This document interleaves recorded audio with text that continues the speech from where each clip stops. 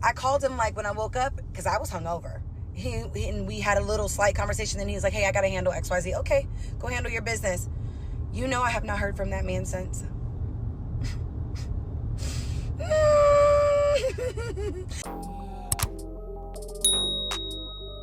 What's up, guys? It's your girl Rivah. I'm back again with another video. Now, somebody sent this video to me on Instagram. I have not watched the entire thing. And if you guys ever want to send something to me for me to react to, my Instagram is at RIVAH_JORDON. So what we're going to do is, like I said, I haven't seen it. We're going to watch it together. I'm going to pause and play and give you guys my thoughts, my feelings, my opinions on the entire conversation. Hey guys, so I'm about to have a vulnerable moment. I rarely do this. Don't make me regret it, okay? I'm gonna let y'all in my business just a little bit. Okay, so let me tell y'all the story about how I will never give a that's not in my league a chance ever again. So you know how guys be like, listen, I swear, like, you ever give me a chance, I'm gonna really show you. I don't fall for those guys, right? I like what I like type person. If you didn't get me within the first 10 minutes of me talking to you, you probably ain't never gonna get me, right? So there was a gentleman that had been reaching out to me, when I tell you, for over 10 years. Over 10 years in my DMs, talking to himself most of the time. Within the past like 3 years, maybe I might have given him my number through Instagram because I was having a vulnerable moment. And we've had conversations before. Okay, sorry. I have to just pause for a second right here because there's a lot of details that she's kind of skimming over. I don't know where this story is going, but she's skimming over a lot of details, right? She starts off by saying that she doesn't give people who are not in her league a chance, which, you know, I think when women say stuff like that, it's a little foolish to me because whoever's within your vicinity and checking for you, and you end up dating them, obviously they are within proximity with you. Most of the time you're in the same league. Some women just believe they're out of a different league based off of maybe various different results they're getting. But then also, you know, she said that he was in her DMs chasing her for 10 years, talking to himself, but then now she's saying that they've had conversations before. And she said talking to himself most of the time. So you're trying to act like you have not engaged in conversation with this person, making it seem like he's so desperate and so thirsty for you. But then you're also saying that you gave him your phone number, but then you're backtracking and saying that you gave him your phone number in a time of desperation to try to basically act like, oh, you know, I wasn't really going to give it to him. I just gave it to him out of desperation. Like, this is already sounds like we're setting, like, I feel like we're going somewhere with this conversation, and it's you stepping out and taking like no responsibility in the situation. So let's continue. We've met in person. I just was not interested. Okay. It got to the point where he was so resilient, so persistent that I was like, maybe I guess I'll try. So whatever, he ended up getting my number, and now he's talking to himself in my DMs and texting me every morning, sending me prayers every morning, a scripture. Okay, I love that. And if I went through a really, really emotional time last year, so like little stuff like that was really hitting home for me and, you know, touching my soft spot. So he got cool points for that from me. For whatever reason, you know, I don't really know how my brain functions and why I was allowing certain things to go on, but I did, nonetheless. So here we are. I started being like, hey, if I'm in town, I'll hang out. He started being like, hey, I am going to send a flight for you. Come hang out with me. I want to show you that I want to marry you. So the thing is that, right, they had dialogue back and forth, and he's sending text messages or scriptures. I mean, trying to make it seem like he was so desperate. Again, we would have to hear the other side of the story, but also a lot of people do that to people. Like they send text threads or whatever to a lot of people. So as much as she might think it might have been just targeted to her, it could have been something that he was sending to a lot of people. The next thing that's really interesting to me is, you know, she said that he was chasing her for 10 years in her DMs, but you were available. So, you know, you being out of the league, and again, what's in the vicinity of you and what your results truly are, it's really interesting to me. And I used to respond like, hey, bro, every says that, right? wants a piece of you until they get you and then they're gone. No, I'm gonna marry you. You're my dream woman. So now I'm like, all right, it's cool. I could go to a wedding with him. I like going to weddings. I like being people's show pony because I enjoy things like that, right? So I start considering actually flying to go see him. And now I'm like on his page picking him apart. Like, he'll send me videos like, hey, I went and got my teeth cleaned. I know how much you like when people get their teeth cleaned. I was like, okay, effort. He's like, well, and I smell real nice. You know, I like that type of stuff too. I'm like, you know what? He's so nice. Let me give him a chance. So I'm looking on his page, like looking at his teeth, looking how tall he is, looking at his body. And then I go, what's up with that hairline? And I look past it. That should have been my telltale sign. I'm looking at all his videos. It looks like he has like a freaking painted on hairline. And I still went against my better judgment. He got me. So even after all my investigative work of that hairline, he got me. This is how he got me. I went on that boat. When I went on that boat, I got real bored. And really, I don't want to say lonely because that wasn't the word, but I was just like in need of some type of energy. Right? So he's messaging me while I'm on there. And I was like, you know what? I fly back to Houston I get back to Houston when I get there. Pull up. You live very close to there. Pull up. He was like, oh, I got this, that, and the third on Sunday. I was like, well, don't blow your opportunity. And he was like, you know what? You're right. I'm going to take this opportunity. You know, this is always the rhetoric of women who believe that they are the prize. And the thing is, don't get it wrong. From what I see, right, just my own personal female opinion, she looks like she's, an attractive woman. She has no makeup on. She does have lashes on, whatever. She looks like she's an attractive woman. So again, I don't know if it's because of social media or people who kind of like fan her flame and make her believe that she is like, only dedicated for a certain, sector of men, that only a certain sector of men deserve to be in a relationship with her. But when a woman is, of course, you have to be attracted to the person that you're in a relationship with. But, everything in her conversation is very masculine. It's very much that she runs the show. Don't miss your opportunity. I'm the boss. I run things. And what's getting me is that, allegedly this guy is just going along with it. I'm confused. Most of the time, if you have a man who is like, not playing games and does not want to be with a masculine women, if they say something like, oh, you're going to miss your opportunity, they're not coming. So again, this is also, we're hearing from her point of view. I don't know if there's another part to this conversation. And also, I don't know if all the verbiage that she is telling us in the story is actually accurate, but I digress. Let's continue.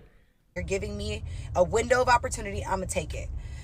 Oh, Lord. He's like, I'm going to drive down there on Saturday, stop drinking with you about 9 o'clock, and then drive back at 5 in the morning so I can make it back for X, Y, and Z on Sunday. I was like, hey, baby, whatever you choose to do, that's your business.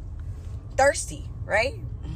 So make a long story short, when I got off that boat and got back to the house, he was in Houston waiting for me.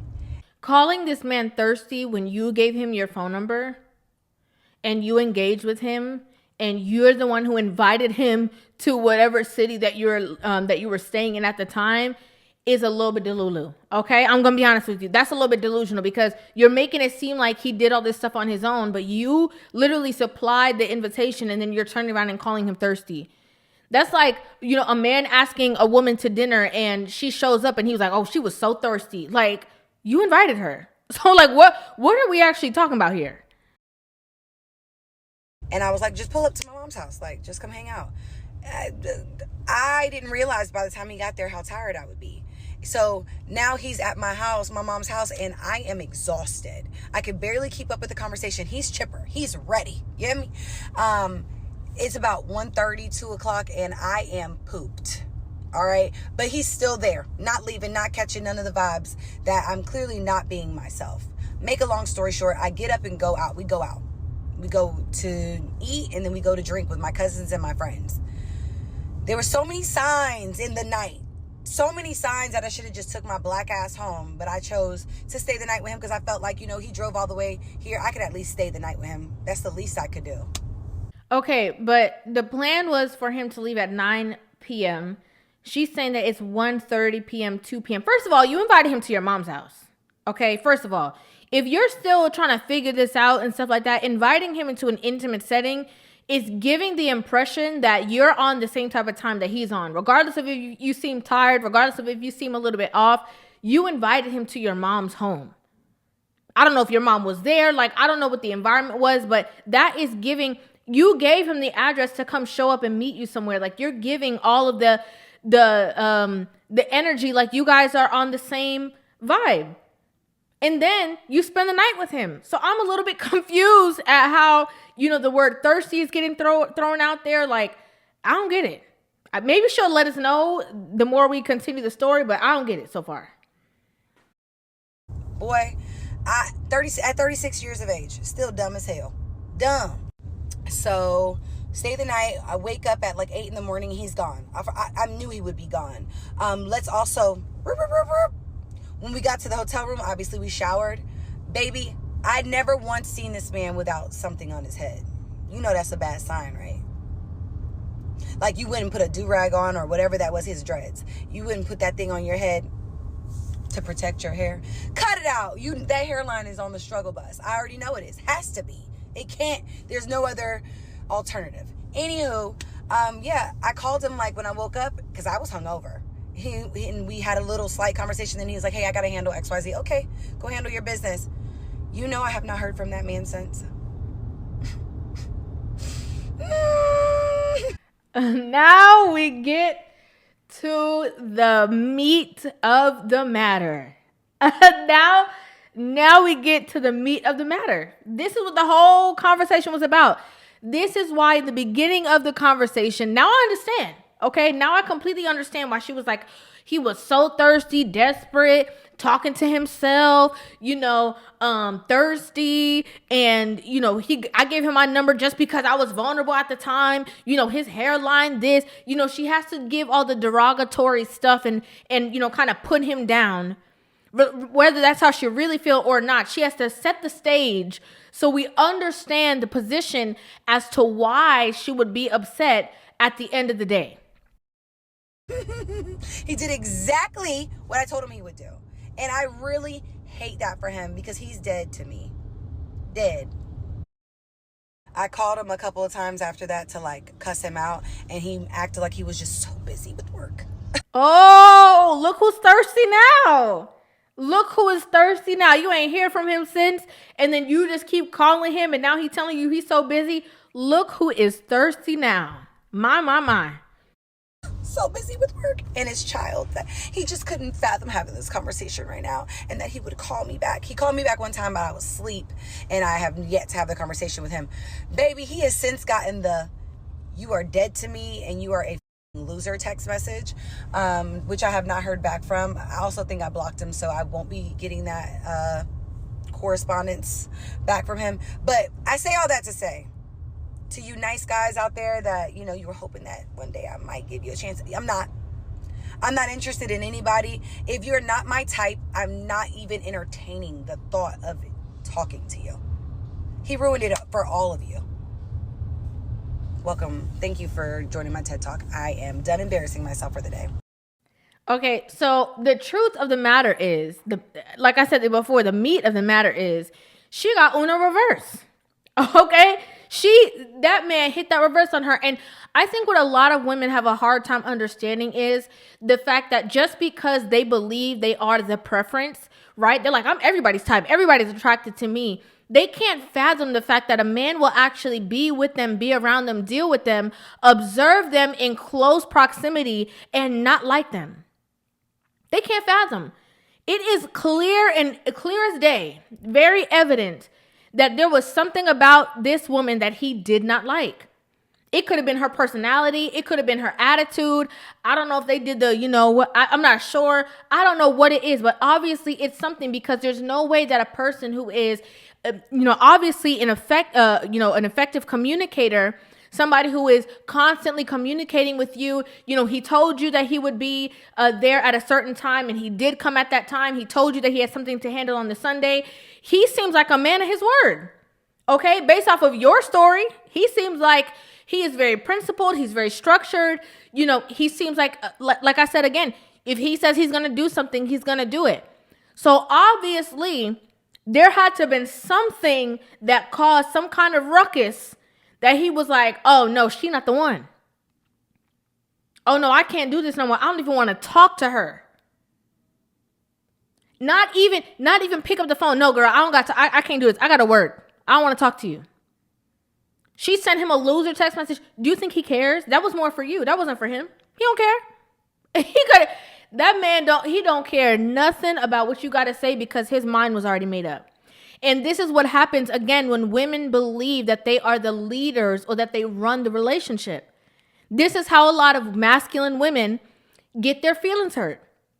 You can walk away, you can be in your feminine when it comes to the way in which you display yourself in your clothing, in your attire, in, you know how to sashay and all that kind of stuff. That might be feminine, but your mentality is like a man. And when men get in front of that and they see you in your element doing you, it can be a turnoff. And again, men are the ones who decide who they are going to marry, who they want to be in a relationship with. Men are the ones who decide if you are, the person they sleep with for the night or the person they sleep with for the rest of their life. Men are the decision makers in that factor. And she can't fathom. She was like, oh, no, he not talking to me. How could he not talk to me? He don't want to be with me. Everybody want to be with me. Clearly not. And again, it goes back to the point I made earlier, is that he was chasing you for 10 years. I don't know the backstory. I don't know, your personal situation or what you've been through or why, but you were available 10 years later. And maybe, the idea of you or who he thought you were his dream girl. Maybe he was being really accurate about that. Maybe he did want to pursue a life with you or pursue marriage with you based off of his perception of who he thought you were. And then in getting to know you, he was like, nah, I'm not doing this. Definitely not. Definitely not the dream girl. Definitely not who I thought she was. Definitely not what I want to deal with for the rest of my life. And as a matter of fact, I need to cut her off. A lot of women can't fathom. They cannot. They're like, how could he have done this to me when I'm the decision maker? How could he, I don't even like his hairline. He was sweating me. Like, women act like just because a man pursues you for a long time, that means that when he gets in close proximity, that's supposed to be the deciding factor of if he stays with you, regardless of whatever stuff, comes up. And he wants to be with you or not. Like, if he is pursuing you for a long time, and again, like I said, gets in close proximity with you, and you are not who he thought you were, what is he supposed to do at that point? Stay with you? And be dissatisfied and make you miserable and himself miserable? Obviously, this man is like, I'm not doing that. I'm not doing that. And she was saying like, oh, that sucks for him. He don't care. Baby, let me tell you something. He don't care. Him, the hairline that you said is jacked up, the teeth cleaning, the prayer messages, he don't care nothing about that, because if he wanted you, he would still be pursuing you. Obvious from that short encounter, that 2-day span, he don't want you no more. And she said to him, oh, all that you're going to do is get with me, and then you're not going to respond to me, or you're going to do this, or whatever the case is. Are you speaking like that based off of your past experiences? Because maybe you have to check yourself. Like, what is it that you're doing? What is it that you're not doing? What is it, the situation that people just get around you and then they hit the door? What is it? What's the situation? Like, it's crazy. I think it's crazy. And I think she's just, what do they call it? Shell shock? I think she's just like baffled that this could have ever happened to her, because she's of a certain league. She was out of his league, and how could he tell me this? Like, I think that she's just baffled by the idea of the situation. And again, this is what happens to a lot of women when they believe that they are the preference, they are the prize, they are the winner in the relationship, and a man shows them, I'm still a man. As much as you are in your masculine energy, I'm going to show you that I'm the man, because I make the decisions. It's crazy.